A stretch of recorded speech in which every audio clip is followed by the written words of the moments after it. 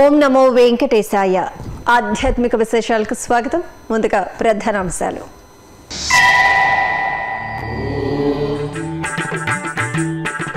ఆన్లైన్లో టీటీడీ అనుబంధ ఆలయాల ఆర్జిత సేవలు.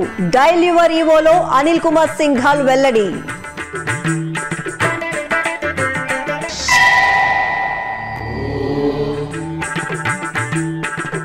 తిరుపతి కపిలతీర్థంలో శివపార్వతుల కళ్యాణం. మాస శివరాత్రి వేళ భక్తులకు ఆధ్యాత్మిక ఆనందం.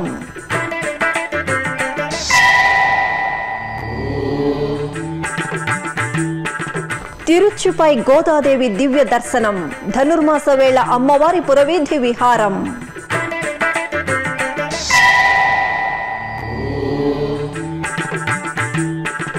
అనపర్తిలో వీరుళ్ళమ్మ తీర్థ మహోత్సవం. పవిత్ర గోదావరి జలాలతో అమ్మవారికి అభిషేకం. తిరుమలలో శుక్రవారం డయల్ యువర్ ఈవో కార్యక్రమం జరిగింది. అన్నమయ్య భవన్లో జరిగిన ఈ కార్యక్రమానికి మొత్తం 11 మంది భక్తులు ఈవో అనిల్ కుమార్ సింఘాల్కు ఫోన్ చేసి తమ సలహాలు సూచనలు అందించారు. డయల్ యువర్ ఈవోలో భక్తులు తెలియజేసిన విషయాల్లో క్యూలైన్లలో తోపులాట, ఆన్లైన్లో ఆర్జిత సేవా టికెట్లు లభించకపోవడం, పుస్తక ప్రదర్శనశాలల్లో టీటీడీ స్టాల్ ఏర్పాటు చేయాలని, శ్రీవారి ఆభరణాలు ప్రదర్శించాలని ఇలా మొత్తం 11 మంది భక్తులు వివిధ అంశాలను ప్రస్తావించారు. వీటన్నింటికీ ఈవో అనిల్ కుమార్ సింఘాల్ కూలంకషమైన సమాధానాలు ఇచ్చారు. అనంతరం ఆయన మీడియాతో మాట్లాడారు. ఈ సందర్భంగా సమయ నిర్దేశిత దర్శనాల విషయంలో భక్తులు సమన్వయం పాటించాలని కోరారు. భక్తులకు కేటాయించిన నిర్ణీత సమయానికి మాత్రమే క్యూలైన్ల వద్దకు చేరుకోవాలని, ముందుగా రావడం వలన ఎక్కువ సమయం వేచి ఉండాల్సిన పరిస్థితి వస్తోందని, దీన్ని గమనించి భక్తులు తమకు నిర్దేశించిన సమయానికి మాత్రమే క్యూలైన్లలోకి ప్రవేశించాలని కోరారు. మనం దివ్య దర్శనం టోకన్స్, లేకపోతే ఆన్లైన్ ఎస్సిడి టోకన్స్, అదేవిధంగా ఎస్ఎస్డి టోకన్స్ ఏదైతే ఇస్తున్నాము, ఆ భక్తులందరూ కూడా ఆ టోకన్ టైమింగ్ని బట్టి కాకుండా ఏదో ఒక టోకన్ ఉండి ఏదో ఒక సమయానికి రావడం జరుగుతూ ఉంది. దానివల్ల ఒక్కొక్క సందర్భంలో ఎక్కువ రష్ వల్ల ఇబ్బంది పడుతున్నారు అందరూ సలహా ఇచ్చారు. అంటే ఆన్లైన్ ఎస్సిడి టోకన్స్ అయితే అంత ప్రాబ్లం లేదు, కానీ ఈ డిడి టోకన్స్, సర్వదర్శనం టోకన్స్లో అయితే ఈ సమస్య ఉన్నట్టు చాలామంది చెప్తున్నారు. సాయంత్రం 8 గంటలకో 9 గంటలకి టోకన్ ఉండి మధ్యాహ్నం 4 గంటలకో 5 గంటలకి క్యూలను వచ్చి వెయిట్ చేయడము, అట్లాగా అటు కొంతమంది తెలియక కొంతమంది కావాలని చెప్పి చేయడము, ముందుగా దర్శనం చేసుకోవచ్చు కదా అని చెప్పి. దీనివల్ల ఏంటంటే మిగతా భక్తులకి అదేవిధంగా క్యూ లైన్ మేనేజ్మెంట్లో కొన్ని ఇబ్బందులు మనం కూడా ఎదుర్కొంటున్నాం. దానివల్ల దీన్ని స్ట్రీమ్లైన్ చేసుకోవాల్సిన అవసరం అయితే ఇప్పుడు ఉంది. అయితే ఇప్పుడు ఈ టైం టోకన్స్ తీసుకుని ఈ దివ్య దర్శనం కానీ సర్వదర్శనం కానీ ఆ టోకన్లో మనం రాసిన టైం ప్రకారమే భక్తులు వస్తే బాగుంటుంది అనేది మా అభిప్రాయం. అది ఇప్పుడు అవేర్నెస్ కూడా మనం క్యాంపెయిన్ తీసుకోవాలి. అదేవిధంగా కొంత స్ట్రిక్ట్లీ దీన్ని ఎన్ఫోర్స్ కూడా చేసుకోవాల్సిన అవసరం ఉంది. ఆ దిశలో ఇప్పుడు మేము పని చేయబోతున్నాం. రెండవది, క్యూ లైన్ మేనేజ్మెంట్లో ఒక్కొక్కసారి ఎక్కువ మందిని కారిడోర్లో వదిలేస్తున్నారు. గంటల తరబడి నిలబడే పరిస్థితి ఏర్పడుతుంది. దానివల్ల అప్పుడు మీరు కంపార్ట్మెంట్లో ఉన్నప్పుడు అయితే అక్కడ అన్నప్రసాదాలు కానీ, మంచినీళ్ళు కానీ, మరుగుదొడ్లు కానీ ఇవన్నీ అందుబాటులో ఉంటాయి. ఒకసారి బయట వచ్చి కారిడోర్లో ఉన్నప్పుడు, గ్యాలరీలో ఉన్నప్పుడు అప్పుడు మనకి ఇటువంటి ఫెసిలిటీస్ అందుబాటులో ఉండవు. కాబట్టి ఎక్కువ సమయం దాంట్లో ఉన్నట్లయితే డెఫినెట్గా భక్తులు ఇబ్బంది పడే పరిస్థితి ఉంది. 2-3 కాలర్స్ దాని గురించి మాట్లాడడం జరిగింది. అది కూడా వాస్తవం. అంటే దాన్ని రెక్టిఫై చేసుకోవాల్సిన అవసరం ఉంది. ఇప్పటికే సివిఎస్లో మేము 2-3 సార్లు చర్చించి ఉన్నాం. అంటే ఏ కెపాసిటీలో అయితే భక్తులు దర్శనం చేసుకుంటున్నారు ఆ కెపాసిటీలోనే వాళ్ళని కంపార్ట్మెంట్ నుంచి మనం రిలీజ్ చేసి సెక్యూరిటీ చెక్ చేయించి ఎలిఫెంట్ బ్రిడ్జ్ ద్వారా తీసుకురావాలి. ఎక్కువ సమయం అక్కడ వాళ్ళు క్యూలో గ్యాలరీలో వెయిటింగ్ ఉండొద్దు అనేది క్లియర్గా డైరెక్షన్స్ ఇచ్చాం. ఇక తిరుమల తిరుపతి దేవస్థానానికి అనుబంధంగా ఉన్న ఆలయాల్లోనూ ఆర్జిత సేవా టికెట్లను ఆన్లైన్లో ప్రవేశపెట్టినట్టు ఈవో తెలిపారు. ఈ మేరకు తిరుచానూరు శ్రీ పద్మావతి అమ్మవారి ఆలయంతో పాటు అప్పలాయగుంట శ్రీ ప్రసన్న వెంకటేశ్వర స్వామి, తిరుపతిలోని గోవిందరాజస్వామి, శ్రీనివాస మంగాపురం శ్రీ కళ్యాణ వెంకటేశ్వర స్వామి ఆర్జిత సేవా టికెట్ల ఆన్లైన్ విధానాన్ని ప్రవేశపెట్టామని, ఎటువంటి ప్రచారం చేయకపోయినా ఈ విధానానికి మంచి స్పందన వస్తోందని తెలిపారు. అలాగే తిరుచానూరులోని తోళప్ప గార్డెన్స్లో ఉన్న గదులను కూడా ఆన్లైన్లోకి చేర్చడంతో భక్తులు పెద్ద ఎత్తున బుక్ చేసుకుంటున్నారని వివరించారు. ముఖ్యమైన ఉద్దేశం ఏంటంటే ఇప్పుడు ఎప్పుడైతే మనం సర్వదర్శనం టైమ్ స్లాట్ టోకన్స్ ఇస్తున్నాం. అదేవిధంగా 300 రూపాయల టికెట్స్ ఆన్లైన్ అడ్వాన్స్ బుకింగ్ చేసుకుంటున్నారు. భక్తులు బాగా ప్లాన్డ్ మేనర్లో వారి ప్రయాణం అంతా కూడా ప్లాన్ చేస్తున్నారు. కాబట్టి ఉన్నటువంటి మిగతా సమయం ఏదైతే తిరుమలలో స్వామివారిని దర్శించుకోవడం అవకాశం ఉంటుంది, అది కాకుండా మిగతా సమయం ఏదైతే ఉంది దాన్ని కూడా ముందు అడ్వాన్స్గానే వాళ్ళు ప్లాన్ చేసుకున్నట్లయితే అన్ని దేవాలయాలు కూడా సందర్శించి స్వామివారిని దర్శించుకునే అవకాశం ఉంటుంది. కాబట్టి ఇవన్నీ మనం ప్లాన్ సిద్ధం చేశాం. బ్రహ్మాండంగా భక్తులందరూ కూడా ఈ టికెట్స్ ఆన్లైన్ బుక్ చేసుకుంటున్నారు.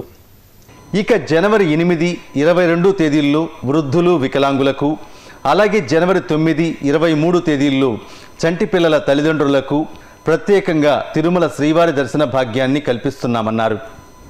ఈ నెల మనం జనవరి 8 తేదీ అదేవిధంగా జనవరి 22 తేదీ ఈ 2 తేదీలు వృద్ధులు, దివ్యాంగుల కోసం కేటాయిస్తున్నాం. రోజువారీగా మనం 14,000 టోకన్లు ఇస్తూ ఉంటే ఆ 2 రోజులు మనం 4,000 టోకన్లు ఇచ్చి వారికి స్వామివారిని దర్శించే అవకాశం కల్పిస్తున్నాం. కాబట్టి దివ్యాంగులు అదేవిధంగా వృద్ధులు ఈ 2 రోజులు ఎక్కువ మంది వచ్చి ఈ అవకాశం సద్వినియోగం చేసుకోవాల్సిందిగా ప్రార్థిస్తున్నాను.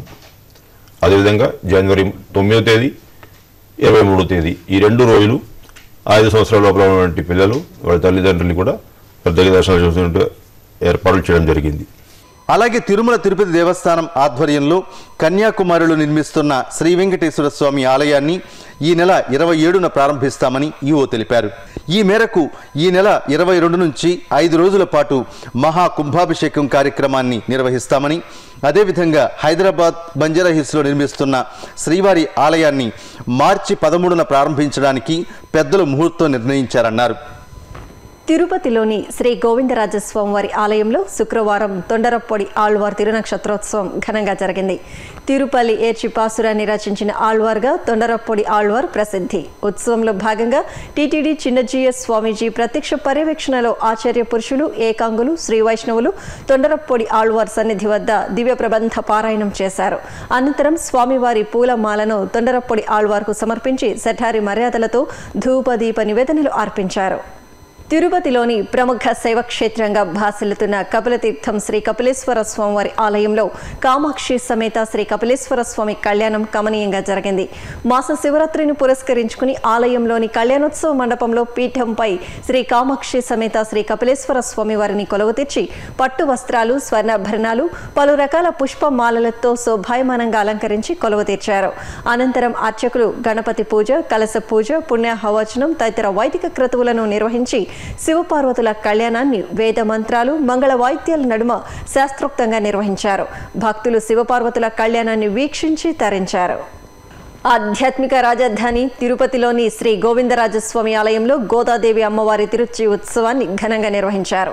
శుక్రవారాన్ని పురస్కరించుకుని శ్రీ గోదాదేవి అమ్మవారిని సర్వాంగ సుందరంగా అలంకరించి బంగారు తిరుచిపై కొలువుతీర్చి ఆలయం నుంచి ఊంచల్ మండపానికి వెంచపు చేశారు. అక్కడ వేదం, గానం, నాదం సహితంగా అమ్మవారి ఊంచల్ సేవను రమణీయంగా నిర్వహించి నివేదన సమర్పించారు. అనంతరం మేళతాళాలు, మంగళ వాయిద్యాల నడుమ గోదాదేవి తిరుచి ఉత్సవం ఆలయ 4 మాడవీధుల్లో సాగింది. భక్తులు అడుగడుగున అమ్మవారికి కర్పూర నీరాజనాలు సమర్పించారు. కడప జిల్లా ఎర్రగుంట్ల మండలం చిలమకూరులో వెలిసిన శ్రీ వెంకటేశ్వర స్వామివారి ఆలయంలో ధనుర్మాసాన్ని పురస్కరించుకుని పాంచరాత్ర ఆగమోక్తంగా స్వామివారికి అభిషేకం జరిగింది. వేకువజామునే స్వామివారికి ప్రత్యేక పూజలు నిర్వహించారు. తరువాత పాలు, పెరుగు, తేనె, చక్కెర తదితర ద్రవ్యాలతో స్వామివారిని అభిషేకించారు. ఆపై విశేష ఆభరణాలు, పరిమళ భరిత పుష్పాలతో అలంకరించి తోమాల సేవ, సహస్రనామార్చన జరిపారు. భక్తులు ఈ విశేష కార్యక్రమాల్లో పాల్గొని స్వామివారిని సేవించారు. తూర్పుగోదావరి జిల్లా అనపర్తి గ్రామ దేవత వీరులమ్మ వారి జాతర తీర్థ మహోత్సవాల్లో భాగంగా హరిద్రాభిషేకం కన్నుల పండుగగా జరిగింది. మహిళలు గోదావరి జలాన్ని సేకరించి కలశాలతో శోభాయాత్రగా ఆలయానికి తరలివచ్చారు. అనంతరం ఆలయంలో అమ్మవారి శిలామూర్తికి అభిషేకాలు జరిపారు. మహిళలు పవిత్ర జలంతో స్వయంగా అభిషేకించి అమ్మవారిని సేవించారు. ఇప్పుడొక చిన్న విరామం. Shri Venkateswara heritage preservation trust సనాతన సంస్కృతి సంప్రదాయాలను పరిరక్షించేవి ఆలయాలు. వారసత్వ పరిరక్షణలో భాగంగా మన పూర్వీకులు ప్రతిష్ఠించిన శిథిలావస్థలో ఉన్న ఆలయాల సంరక్షణ, పునరుద్ధరణకు టీటీడీ ప్రత్యేకంగా ఏర్పాటు చేసిన trust Shri Venkateswara heritage preservation trust. దేవాలయ వ్యవస్థను పటిష్టం చేయడానికి ఈ బృహత్తర యజ్ఞంలో మీ వంతు సహకారం అందించండి. ఆలయ సంస్కృతి వారసత్వాన్ని పరిరక్షించి దేవదేవుడి శుభాశీస్సులు అందుకోండి. మరిన్ని వివరాలకు సంప్రదించవలసిన ఫోన్ నంబర్లు 0877 22 77 777, 0877 22 33 333 లేదా టీటీడీ వెబ్సైట్ ను చూడండి www.tirumala.org లేదా www.ttdsevaonline.com. ఓం నమో వెంకటేశాయ.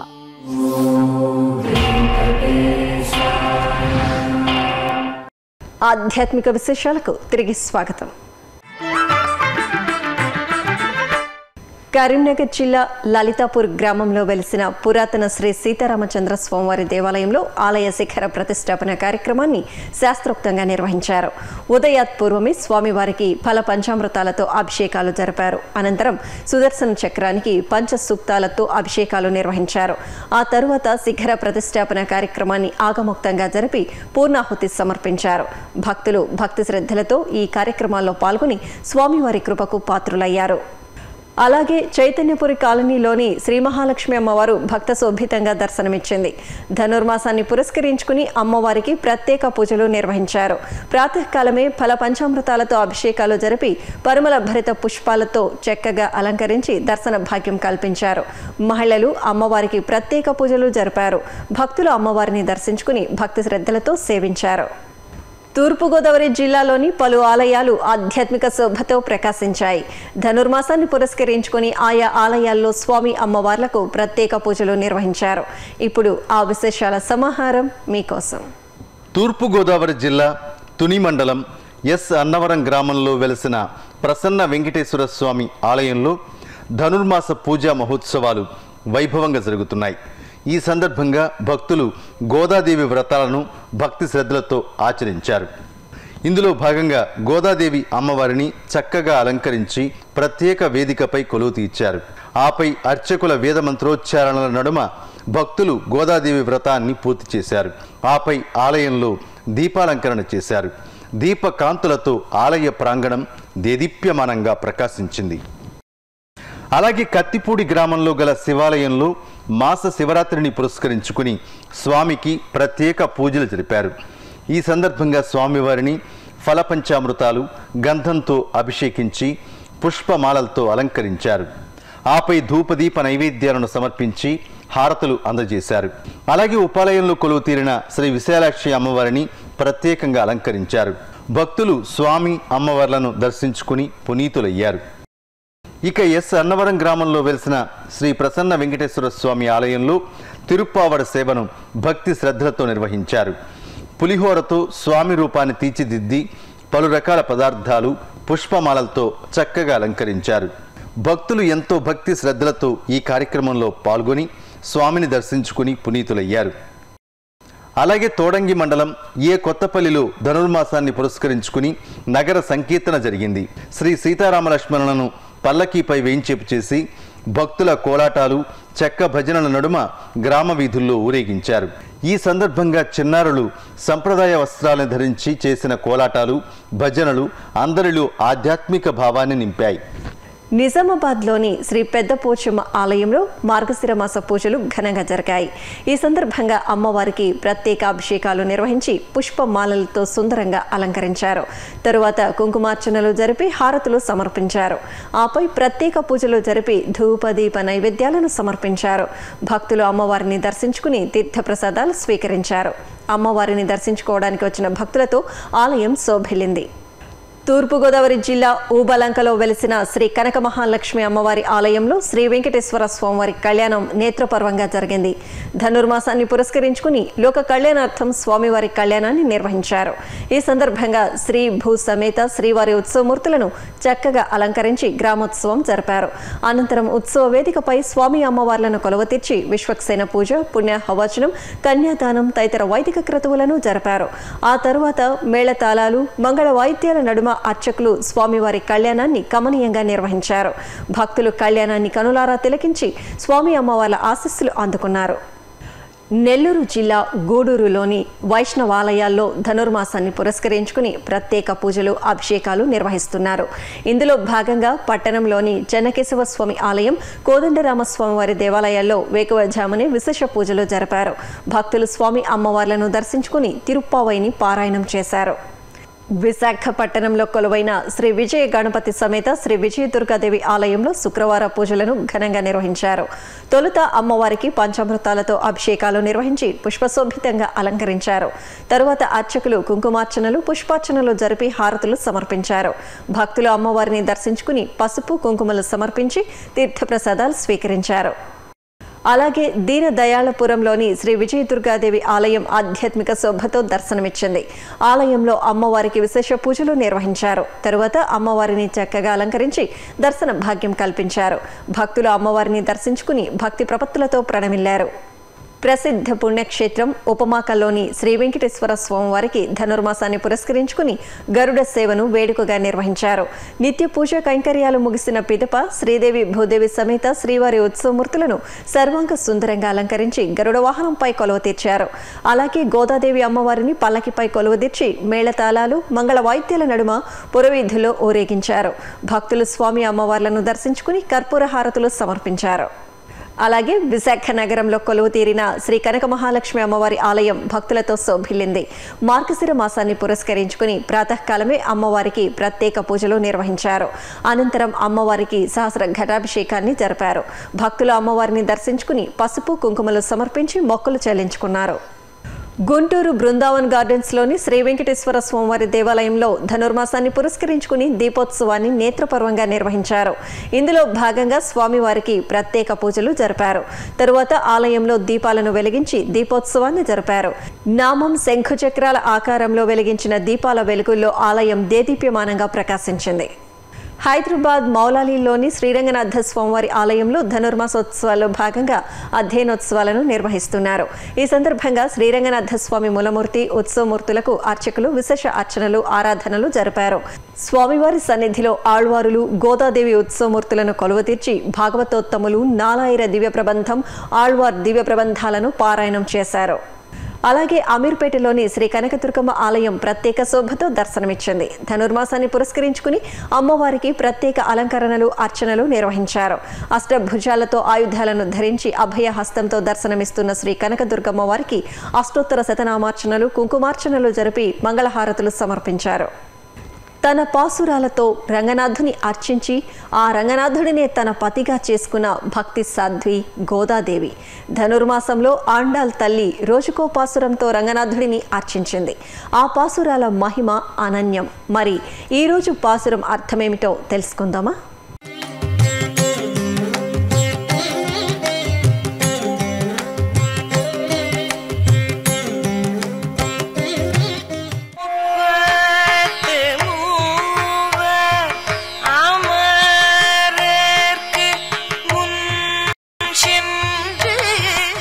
ముప్పది 3 కోట్ల దేవతల ఆపదల్ని తొలగించే శ్రీకృష్ణుణ్ణి భర్తగా కలిగిన నీలాదేవి యొక్క అద్భుత సౌందర్యాన్ని, అమ్మవారి స్వరూప జ్ఞానాన్ని, ఉపనిషదర్థాన్ని ఈ పాసురంలో గోదాదేవి వివరిస్తున్నారు. ఆండాళ్ తిరువడిగళే శరణం. కడపలోని శ్రీ సోమసుందరేశ్వర స్వామి ఆలయంలో బహుళ త్రయోదశి సందర్భంగా ప్రదోష పూజలు జరిగాయి. ముందుగా సోమసుందరేశ్వర స్వామి వారికి పూజలు చేశారు. తరువాత ఆలయ ఆవరణలో నందీశ్వరునికి పాలు, పెరుగు, పసుపు తదితర పంచామృతాలు, పరిమళ ద్రవ్యాలతో వేడుకగా అభిషేకాన్ని నిర్వహించారు. తరువాత సుగంధ భరిత పుష్పాలతో చక్కగా అలంకరించి లింగాష్టకము, బిల్వాష్టకము, ఇతర అష్టోత్తరాలతో అర్చించి హారతులిచ్చారు. భక్తులు స్వామివారిని దర్శించుకుని తరించారు. ఇక చిత్తూరు నీవా నది సమీపంలోని శ్రీ కామాక్షి సమేత శ్రీ అగస్తీశ్వర స్వామివారి ఆలయంలో ప్రదోష పూజలు జరిగాయి. ముందుగా శివపార్వతులకు రుద్రాష్టకాల సహితంగా అభిషేకాలు జరిపారు. అనంతరం ఉత్సవమూర్తులకు నందీశ్వరునికి ఏకకాలంలో పంచామృతాలు, సుగంధ ద్రవ్యాలతో అభిషేకం చేశారు. ఆపై గరిక, బిల్వ దళాలు, పరిమళ పుష్పాలతో చక్కగా అలంకరించారు. స్వామి అమ్మవార్లకు, నందీశ్వరునికి కర్పూర హారతులు సమర్పించారు. ఆలయ ప్రదక్షిణలు చేశారు. భక్తులు నెయ్యి, పిండి దీపాలను వెలిగించి మొక్కలు తీర్చుకున్నారు. అనంతపురం మొదటి రోడ్డులోని శ్రీ రాఘవేంద్ర స్వామి మఠంలో వెండి రథోత్సవం ఘనంగా జరిగింది. మార్గశిర మాస పూజల్లో భాగంగా స్వామివారికి పంచామృతాలు, పరిమళ ద్రవ్యాలతో అభిషేకాలు జరిపి పూల మాలలతో సుందరంగా అలంకరించారు. అనంతరం గురు రాఘవేంద్రుని వెండి రథంపై వేంచేపు చేసి మేళతాళాల నడుమ ప్రాకారోత్సవం నిర్వహించారు. తిరుమల, తిరుపతిలలో జరిగిన సాంస్కృతిక కార్యక్రమాల సమాహారాన్ని కళానీరాజనంలో వీక్షిద్దాం.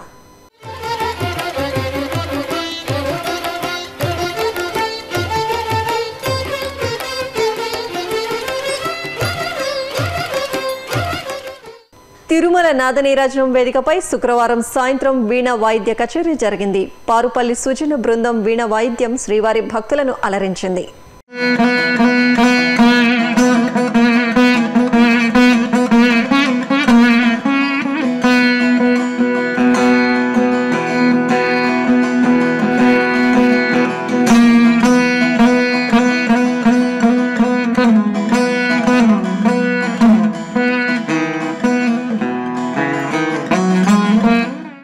తిరుపతిలోని రామచంద్ర పుష్కరిణి మండపంలో ధర్మ ప్రచార పరిషత్ ఆధ్వర్యంలో వాద్య సంగీత కార్యక్రమాన్ని నిర్వహించారు. కాలిఫోర్నియాకు చెందిన శ్రేయస్ శ్రీనివాసన్ బృందం ఆధ్వర్యంలో నిర్వహించిన వాద్య కచేరీ అందరినీ విశేషంగా అలరించింది.